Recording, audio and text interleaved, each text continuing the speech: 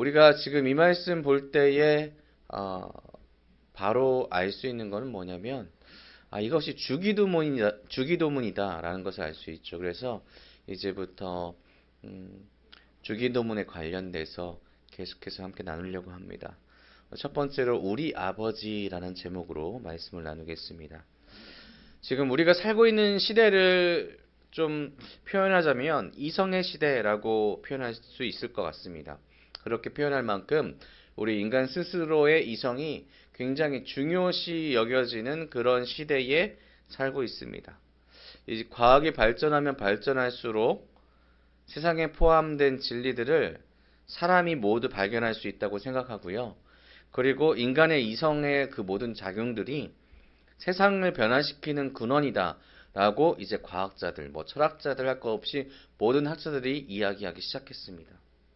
그래서 신앙을 갖는 거, 우리가 예수 그리스도를 믿는다는 거, 하나님을 믿는다는 거, 이것이 굉장히 어떻게 보면 비과학적이고 왜 아직까지 저런 미신적인 것을 믿고 있느냐라고 생각할 정도로 무언가를 믿는다, 신을 믿는다, 이거는 굉장히 어려운 시대가 되었습니다. 그래서 물질적인 것들이 신앙의 자리를 많이 차지한 시대에 우리는 살아가고 있습니다. 당연히 이렇게 되면은 우리 교회 안에서 성도들의 마음이 흔들리게 되겠죠. 교회 안에서도 당연하게 물질적인 것들이 더욱더 가치를 얻게 됩니다. 그래서 무언가 헌금을 더 요구하는 경우도 있고 아니면 무언가 더 이런 물질을 갖고자 하는 열망들이 성도의 삶 가운데서 계속해서 커져가는 겁니다. 나는 이것을 가져야 되겠어. 나는 조금 더 취해야 되겠어. 나는 조금 더 즐겨야 되겠어. 이 마음들이 성도들의 마음 가운데 가장 강력하게 작용하는 시대가 바로 이 시대라는 겁니다. 그런데 이렇게 됐을 때에 성도들의 대표적인 모습이 어떻게 변하냐면은 바로 기도가 멈춰지는 겁니다. 사실 교회들의 현실을 보면 많은 기도회들이 사라져가고 있습니다. 기도를 하고자 모였던 그 시간들, 어찌 보면 요즘엔 이런 얘기를 하더라고요. 왜 억지로 기도하는 시간들을 만들어가지고 우리 지금 바빠 죽겠는데 왜 오라고 하느냐? 오지 못하면 괜히 죄인 만드는 거 아니냐? 기도의 시간, 철야 시간, 금요 기도회, 수요 기도회, 새벽 기도회, 왜 이렇게 만들어서 우리를 마치 죄인 취급을 하느냐라고 이야기하는 분들도 많이 늘어났죠. 그래서 수요 기도회도 많이 사라졌고, 금요 기도회도 많이 없어졌고, 그리고 새벽 기도회는 더욱더 많이 사라지고 있는 그런 추세입니다. 시대에 따라서 여러 가지 형태로 예배의 형식이 바뀌는 것은 당연하지만, 기도가 줄어들고 있고 성도가 기도의 문을 열지 못하는 것은 분명하게 우리의 신앙에 또한 교회의 모습들 가운데 악영향을 끼치고 있는 것은 사실입니다. 그래서 활발하게 신앙생활 하던 우리 교회가 점점 활력을 잃어가고 있다는 것, 이것은 우리가 교회 안에서 기도의 자리를 점점 잃어가기 때문이죠. 아니면 개인적으로 기도할 수 있는 훈련을 계속해서 시켜야 되는데 사실 그 훈련을 받는 시간도 못 내는 것이 지금 이 시대의 우리의 모습이 아닌지 한번 생각해 볼 수 있어야 되겠습니다.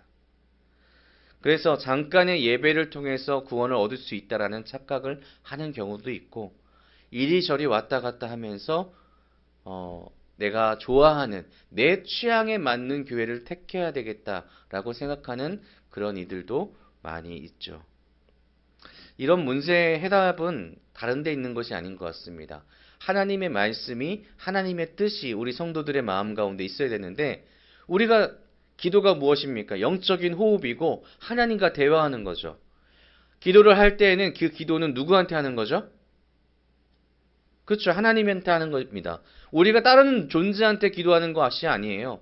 우리가 기도할 때는 마땅히 우리의 기도는 하나님께 하는 겁니다. 그리고 하나님께 우리가 우리의 이야기를 하고 하나님은 하나님의 뜻을 우리에게 알려주시는 것이 바로 기도입니다. 그러니 기도가 멈추면 어떻게 되니까요? 당연히 하나님의 뜻이 내게 전해지지 않는다는 겁니다. 그리고 잘못된 기도를 할 경우에는 오직 내 얘기만 계속 주저리 하는 그런 기도의 형식만 우리 안에 남아있는 경우가 많이 생긴다는 거죠. 그래서 우리가 진짜 수십 번, 수백 번 들은 이야기가 있습니다. 기도는 무엇이다? 영혼의 호흡이다. 정말 많이 들었죠. 그런데 실제로 우리는 호흡을 하지 않고 우리의 호흡을 스스로 끊고 있다는 겁니다. 만일 통풍이 잘 안 되는 방이 있다고 치면은 그 안에 있는 공기가 어떻게 될까요? 통풍도 안 돼요. 갑갑하겠죠. 그리고 그 공기는 오염될 것입니다. 그래서 신선한 바람이 계속해서 불어줘야 되는데 우리가 숨을 막고 있으면 어떻게 됩니까? 우리 안에 산소가 공급되지 않아서 우리가 이산화탄소로 인하여서 죽게 되는 것처럼 우리의 영혼도 하나님의 신선한 호흡을 할 수 있는 그 공기가 들어오지 않으면 우리 영혼도 마찬가지로 죽게 되는 것입니다. 메마르게 되는 것이죠. 그런데 우리가 기도를 게을리하지 말아야 된다고 해서 아까 말씀드린 것처럼 뭐 금요 기도회, 새벽 기도회, 수요 기도회 이거 100% 출석하라는 이야기는 아닙니다. 진짜 중요한 것은 하나님께서 원하시는 기도를 우리가 해야 된다는 것이죠. 우리가 기도를 많이 할 수 있습니다. 뭐 기도에 참석 안 해도 어떤 분들은 저는 집에서 2시간, 3시간 기도해요. 날마다 정해놓고 기도해요. 라고 말씀하시는 분들도 계십니다. 근데 그 기도가 마땅히 하나님께서 원하시는 기도인지 이것이 우리에겐 중요한 요건이라는 겁니다. 만일 우리가 하는 기도가 하나님께서 원하시는 기도가 아니라면 어떻게 될까요? 그거는 허무한 기도가 될 뿐 아니라 하나님께서 화를 내실 수도 있는 기도가 될 수 있습니다. 바른 기도가 필요하고 그 바른 기도는 바로 하나님께서 원하시는 기도를 해야 된다는 것입니다. 그리고 하나님이 받으실 만한 기도는 성령님이 없이는 절대 이루어지지 않습니다. 그래서 그 성령님 안에서 우리가 쉬지 않고 기도할 수 있는 것이죠. 그러면 어떻게 하면 그 바른 기도를 할 수 있을까? 이 질문이 듭니다. 성령님과 어떻게 동행하면서 성령님의 힘을 받아서 우리가 기도를 할 수 있을까? 오늘 본문은 우리가 익히 알고 있는 주기도문이죠. 예수님께서 가르쳐 주신 기도입니다. 이 기도문을 통해서 하나님께서 원하시는 기도가 어떤 것인지 그리고 이 기도를 성령님께서 어떻게 도와주시는지를 한번 알아가기를 바랍니다. 오늘 본문 내용의 병행구인 누가복음 11장 1절을 보면 뭐라고 말씀하시냐면 예수님께서 조용히 기도를 마치신 뒤에 이제 그 모습을 보고 있던 제자가 한 명이 물어봅니다. 뭐라고 물어보냐면 예수님, 우리에게도 기도하는 방법 좀 알려주세요. 라고 말합니다. 이 제자들은 예수님과 함께 동행하며 살았기 때문에 예수님께서 기도를 어떻게 하시는지 그들은 지켜봤고 어떤 말씀을 하시는지 들을 수 있었습니다. 그래서 항상 지켜보는 거죠. 근데 예수님의 기도는 그들한테 있어서는 굉장히 충격적이었습니다. 왜냐하면 이 제자들은 정통적인 유대교에서 자랐기 때문에 이 유대교의 기도의 형식에 따라서 그들은 기도하는데 이 예수님의 기도는 뭔가 달랐다는 거죠. 유대교는 기도에 있어서 굉장히 규칙적이었습니다. 그리고 율법적이었습니다. 그래서 사도행전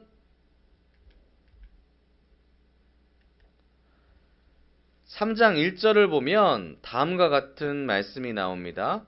제9시 기도 시간에 베드로와 요한이 성전에 올라갈새 이렇게 말씀이 나오는데 일반적으로 우리가 믿는 개신교 그러니까 기독교 우리 기독교의 기도를 보면 약간 형식들이 개인적이죠. 뭔가 뭐 정해져 있다거나 어린아이들은 뭐 손가락 기도 뭐 이렇게 하는데 어른들의 기도를 보면은 손가락 기도 뭐 그런 것도 마땅히 없는 것 같습니다. 약간 형식에서 벗어난 것 같습니다. 그런데 이에 비해서 유대교는 훨씬 양식화되어 있습니다. 그러니까 특별한 기도의 문구들이 있어서 특별한 날에 그 형식에 따라서 기도하는 일들이 굉장히 많았다는 거죠. 그리고 개인적인 기도보다는 공적인 자리에서 기도가 조금 더 가까운 그런 형식이었습니다. 그래서 습관처럼 오늘 아까 말씀드린 것처럼 사도행전 3장 1절 보듯이 제9시 기도 시간에 베드로와 요한이 성전에 올라갈새 그러니까 정해진 시간 내에 성전에 가서 기도하는 겁니다. 그래서 이들이 드리는 기도는 아침 기도, 오후 기도, 뭐 저녁 혹은 밤 기도가 있고 안식일 기도, 유월절 기도와 같이 절기적인 기도들이 있습니다. 모든 삶의 일련의 그 계획 안에 기도들이 이렇게 틀에 딱 박혀 있는 것들이 많았다는 겁니다. 근데 이 기도들이 점점 딱딱해져 가는 거예요. 이런 거죠. 누구누구 성도님 몇 시 몇 분에 이거 기도하셔야 되는 겁니다. 낮이 됐습니다. 이때는 기도하셔야 됩니다.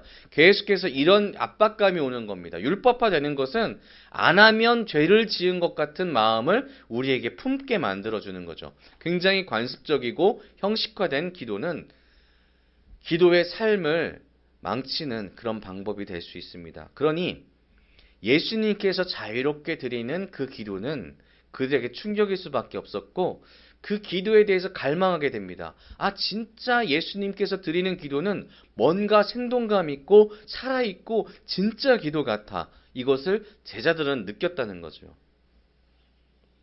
그래서 예수님께 기도를 배우기 위해서 그들은 부탁을 하는 겁니다. 예수님, 기도 좀 알려주십시오. 그래서 예수님께서는 이 주기도문을 이 제자들에게 알려주셨고, 이건 단순하게 제자들에게만 알려주시는 것이 아니라 지금 이 시대에 살고 있는 우리들에게도 기도는 이렇게 하는 것입니다 라고 알려주는 것입니다. 그래서 우리 성도 여러분께서는 이것을 기억해야 됩니다. 너희는 기도할 때에 이렇게 하라라고 말씀하셨습니다. 너희는 기도할 때 이렇게 하라. 방식과 견본이고 뼈대입니다.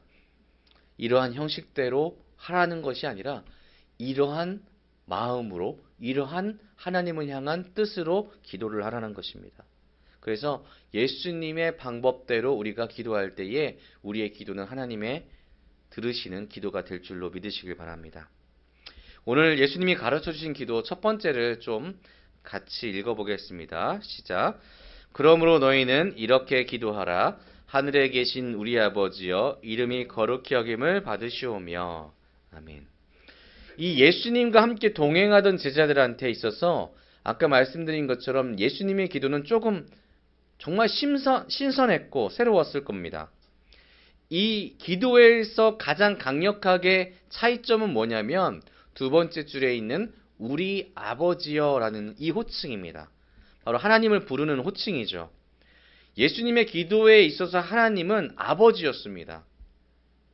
이 성경에 나오는 예수님의 기도를 찾아보시면 딱 한 구절을 제외하고는 하나님 아버지라고 부릅니다.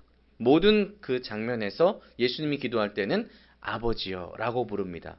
그러면 딱 한 제외되는 곳이 어디냐면은 예수님께서 십자가에 달려 돌아가셨을 때에 엘리 엘리 라마 사박다니, 이 기도, 하나님을 향한 이 외침에서만 나의 하나님 어찌하여 나를 버리셨나이까 라고 말씀합니다. 왜 이렇게 하나님이라고 불렀냐면은 예수님이 그만큼 우리 모든 인류의 죄를 지고 그 죄 때문에 죽음을 당하는 그 순간에 하나님과 단절되는 극심한 고통을 느끼시는 겁니다. 그러니까 하나님과 계속해서 이어져 있고 하나님과 동등했던 예수님이 갑자기 하나님과 끊어지는 그 순간을 맛보게 되니 그때에는 아버지라고 부를 수가 없고 하나님이라고 부를 수밖에 없었던 겁니다. 이 시간 외에는 모든 예수님의 기도에서 하나님은 아버지였습니다. 예수님이 오시기 전까지는 하나님을 아버지라고 부를 수가 없었죠. 특히나 유대교에 있어서 하나님을 아버지로 부른다? 이것은 신성모독에 해당하는 겁니다. 그렇다면 예수님께서 부르신 아버지라는 호칭은 어떤 의미가 있을까요? 이 단어는 헬라어로 말하자면 파테르라고 이야기를 하는데 신앙성경에서 일반적으로 의미로 157회 그리고 종교적 의미로는 245회 정도 나오는 단어입니다. 그런데 여기서 예수님이 사용하신 의미는 아버지로서의 하나님, 이것을 의미합니다. 그러니까 특별하게 격식을 갖춰가지고 우리는 굉장히 높은 존재한테 아버님을 좀 높여서 말할 때 아버님 이렇게 부르지만은 이거는 인격적으로 굉장히 가까운 관계. 우리가 어린아이가 아버지를 어떻게 부르죠? 아빠라고 부르죠. 예수님이 부르는 이 아버지도 아빠와 같이 굉장히 가까운 사이에서의 아버지라고 표현될 수 있는 겁니다. 그런데 아까 말씀드린 것처럼 이 시대에 하나님을 아버지라고 부르는 것이 쉬운 일일까? 절대 아니라는 겁니다. 왜냐하면 옛날부터 하나님은 경외의 대상이었지 친근한 그런 대상이 아니었습니다. 신성 모독은 죽음이었습니다. 그래서 하나님을 먼저 생각했을 때에 지금 우리는 날마다 아버지 아버지 거리니까 그러니까 하나님에 대해서 친근하고 가까이 있고 가족 같고 이런 느낌이 있지만 그때에는 경외의 대상이었고 두려움의 대상이었습니다. 이거는 인간이 죄에 따른 죽음이 항상 우리 곁에 있었기 때문에 죄에 대한 두려움, 그리고 죄에 인한 사망에 대한 두려움, 그리고 그 심판을 행하시는 하나님에 대한 두려움이 날마다 있어서 우리가 쉽사리 그때 당시에는 쉽사리 아버지라고 부를 수 있는 그런 존재가 아니었다는 거죠. 그래서 예수님께서 아버지라고 부르라 이 말씀에도 이 제자들은 고민했을 겁니다. 이 아버지라고 했다가 나 죽는 거 아니야? 나 죄 짓는 거 아니야? 이런 생각을 가질 수 있었다는 거죠. 그런데 이러한 관계는 실제로 하나님께서 원하시는 관계가 아니었다는 겁니다. 하나님은 늘 하나님 아버지로서 이 자녀들을 이끌어 주셨던 거죠. 하나님은 왕으로서 또한 주인으로서 이 백성들을 이끌어 주셨던 것도 있지만 아버지로서 백성들을 이끌어 주신 것도 있었던 것입니다. 그런데 이 사람들이 자기 스스로의 죄 때문에 하나님과의 거리를 굉장히 멀리 떨어뜨려 놓은 겁니다. 그래서 하나님과 나와의 관계는 계속해서 경직됐고, 그리고 유대인의 이제 신앙에 있어서 하나님은 저 먼 곳, 저 멀리 있는 곳, 나와는 정말 동떨어져 있는 분이다 라는 생각을 갖게 된 것입니다. 근데 잘 생각해 보시면 구약 시대에 하나님과 동행했던 선지자나 의인이라고 칭했던 모든 이들은 하나님과의 기도를 정말 밥 먹듯이 했습니다. 하나님 부르는 것을 아끼지 않았습니다. 저 멀리 있는 곳이 아니라 하나님께 투정도 부리기도 하고 하나님께 울부짖기도 하고 여러 가지 감정도 표현하는 그런 모습을 보입니다. 그러니까 저 멀리 계신 곳으로 판단했던 이 예수님 시대에 있던 유대인들의 생각은 적절하지 않았다는 것이고 틀렸다는 것입니다. 그래서 마태복음 15장 8절에는 다음과 같은 말씀이 있는데 이 백성이 입술로는 나를 공경하되 마음은 내게서 멀도다 라고 말씀하죠. 입으로는 주여 주여 하고 있지만은 실제로는 저기 저 멀리 있는 그런 존재라고 생각하는 것입니다. 하나님을 거부하고 있는 것이죠. 그래서 결국 하나님을 멀리했던 이 유대인들이 어떤 일들을 하게 됩니까? 예수님께서 진짜 하나님의 뜻대로 그 땅 가운데 메시아로 왔는데 그들이 하고 있던 기도는 그냥 허공의 메아리 아니면 허공에 그냥 외치는 소리, 그냥 하나님이 듣지 않는 소리, 그런 소리였기 때문에 하나님의 뜻을 듣지도 않았기 때문에 그들은 예수님이 메시아인 줄도 모르는 그런 영적 무지의 상태까지 가게 된 것이죠. 그래서 결국 예수님까지 죽이게 되는 것입니다. 이런 이들의 눈에 예수님께서 하나님을 아버지라고 부르는 것은 굉장히 충격적인 그런 일들이었고 격렬한 거부감과 들끓는 질투심이 그들 속에 가득 찼을 것입니다. 왜냐하면 나는 저 멀리 하나님을 느끼지만 예수님은 마치 내 아버지, 진짜 나의 가족, 너무나 가까운 그런 호칭을 붙이고 있기 때문입니다.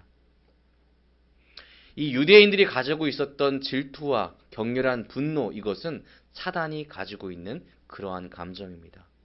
그래서 예수님께서 우리에게 하나님 아버지라고 부르게 했다는 것은 사단이 보기에는 정말로 들끓는 분노가 일으킬 수밖에 없는 그런 아주 강력한 호칭이라는 겁니다. 이 말씀이 우리 모두에게 주어졌다는 거죠. 요한복음 20장 17절을 보면 아버지라는 호칭은 믿는 모든 이들에게 주어진 호칭입니다. 예수께서 이르시되 나를 붙들지 말라. 내가 아직 아버지께로 올라가지 아니하였노라. 너는 내 형제들에게 가서 이르되 내가 내 아버지 곧 너희 아버지 내 하나님 곧 너희 하나님께로 올라간다 하라 하시니. 이 장면은 부활하신 예수님께서 막달라 마리아를 만났을 때 하신 말씀입니다. 제자들과 예수 그리스도를 믿는 모든 이들에게 하는 말씀입니다. 내 아버지 너희 아버지 내 하나님 너희 하나님. 이것을 사용하심으로 인해서 우리 또한 아버지라고 부를 수 있는 이것을 허락받았고 마땅히 우리 또한 하나님을 아버지로 불러야 된다는 것을 말씀하고 계시는 겁니다. 거기다가 갈라디아서 4장 6절을 보면은 너희가 아들임으로 하나님이 그 아들의 영을 우리 마음 가운데 보내사 아빠 아버지라 부르게 하셨느니라. 아멘. 하나님께서 우리에게 허락하셨기 때문에 우리는 아버지라 부를 수 있다는 겁니다. 하나님이 허락하신 이들은 그 마음 가운데서 당연하게 이 속에서 아버지라고 부르게 됩니다. 왜 그럴까요? 내가 자녀로서의 자각을 분명하게 할 수 있기 때문입니다. 성령님이 우리 안에서 말씀하고 계시기 때문입니다. 너는 하나님의 성부 하나님의 귀한 자녀이다. 마땅히 아버지라고 부를 수 있다. 이것을 성령님께서 우리에게 계속해서 알려주고 계시기 때문입니다. 죄인은 하나님을 아버지라고 부르지 않습니다. 못합니다. 왜냐하면 두렵기 때문이죠. 죄에 휩싸인 사람들은, 죄 가운데 사는 사람들은 이 죄는 예수 그리스도를 믿지 않는 것을 의미합니다. 그랬을 때에는 하나님을 아버지라고 절대로 부르지 않습니다. 오직 믿는 이들에게 허락된 이름이 하나님 아버지라는 것입니다. 나이가 많건 적던 간에 우리에게 허락된 이 이름을 불러야 됩니다. 이 예수님께서 제자들에게 그냥 아버지라고 부르신 것이 아니고요. 하늘에 계신 아버지라고 불렀습니다. 잘 기억해 보시면 하늘에 계신 우리 아버지라고 불렀습니다. 근데 여기서 나오는 하늘은 복수형인데 이것은 뭘 의미하냐면 하나님은 어디에나 계신 분이다 라는 것을 이야기합니다. 그래서 우리가 저 깊고 깊은 동굴 속에 있다고 하더라도 아니면 아무도 없는 저 높은 산꼭대기에 있다고 하더라도 우리가 어디에 있든지 우리가 하나님을 부르면 아버지라 부를 때에 하나님께서는 응답하신다라고 이야기하시는 것이죠. 그래서 어떤 신학자는 이 첫 번째 하늘에 계신 우리 아버지여 이 구절을 기도의 황금문이라고 칭하는 이도 있었습니다. 왜냐하면은 우리의 기도를 여는 하나님께로 이끄는 정말로 중요한 구절이다 라고 그가 표현한 것이죠. 그렇기 때문에 우리는 아버지를 맨 처음에 기도할 때 부르는 겁니다. 우리가 하나님을 먼저 부르죠. 하나님을 먼저 높입니다. 그 호칭을 부르는 이유는 예수님께서 부르는 이유는 그 하나님을 부름으로 인해서 우리가 하나님과 연결되는 그런 기도가 필요하다라는 것을 이야기합니다. 세상은 계속해서 우리에게 기도의 힘을 뺏으려고 합니다. 오늘도 내일도 앞으로도 계속해서 기도의 자리는 사단의 유혹 가운데 질투 가운데 성도들의 자리를 빼앗으려고 할 것입니다. 요즘에 이런 통계가 있습니다. 100명이 나오는 교회는 10명이 수요기도에 나오고 5명이 새벽기도에 나온다. 500명이 나오는 교회는 50명이 채 나오지 않고 수요기도에 새벽에는 20명이 나온다. 정말로 기도의 문이 닫히고 있는 느낌입니다. 같이 중보의 기도를 하자고 모이자고 그렇게 부교육자 때 이야기해도요. 모든 이들은 이렇게 이야기합니다. 내가 바빠서요. 내가 따로 시간을 내서 기도하겠습니다. 라고 이야기를 합니다. 하지만 실제로 물어보면 나중에 기도하셨습니까? 라고 물어보면 굉장히 기분 나빠하는 말투로 제가 알아서 하겠습니다. 라고 하는 경우가 종종 있었습니다. 우리가 하나님 아버지를 부르지 않기 시작했다는 겁니다.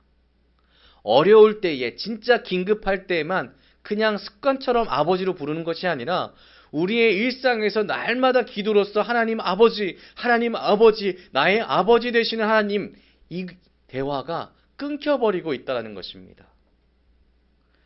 우리가 기도할 때에 두려움을 갖는다는 것입니다. 형식화됐다는 것입니다. 마귀가 원하는 대로 우리가 기도하기 시작했다는 것이죠. 그래서 예수님께서는 우리에게 가장 첫 번째로 우리에게 명령하시는 겁니다. 회복해야 된다는 것입니다. 우리의 관계, 누구와의 관계일까요? 하나님과의 관계. 바로 아버지와 아들의 관계, 아버지와 딸의 관계, 아버지와 자녀의 관계를 회복하라는 것을 우리에게 명령하고 계시는 것입니다. 사랑하는 우리 모든 성도 여러분, 예수님께서 알려주신 대로 우리가 하나님의 자녀됨을 분명하게 깨닫고 기도했으면 좋겠습니다. 그냥 어떠한 일이 있을 때에 단순하게 기도하는 것이 아니라 날마다 여러분의 일상 가운데 하나님과 대화를 시도해 보시기 바랍니다. 혹시라도 너무나 부담이 된다면 아빠에게 하는 것처럼 아빠, 나 오늘 무슨 일이 있었습니다 라고 하셔도 좋겠습니다. 하나님이 허락하신 기도이기 때문입니다. 그 자녀를 끔찍히도 사랑하셔서 그 아들까지도 내어주신 하나님의 사랑을 우리는 무시하지 말아야 되겠습니다. 우리 모두가 예수님께서 가르쳐 주신 기도 그 첫 번째 마디, 하나님을 아버지라고 부를 수 있는 다짐이, 또한 용기가, 그리고 뜨거운 마음이, 감동이 우리 모든 성도님들 삶 가운데 날마다 넘치기를 주님의 이름으로 축복합니다. 날마다 하나님과의 관계를 끊지 않으시는 여러분 되시기를 다시 한번 축복합니다.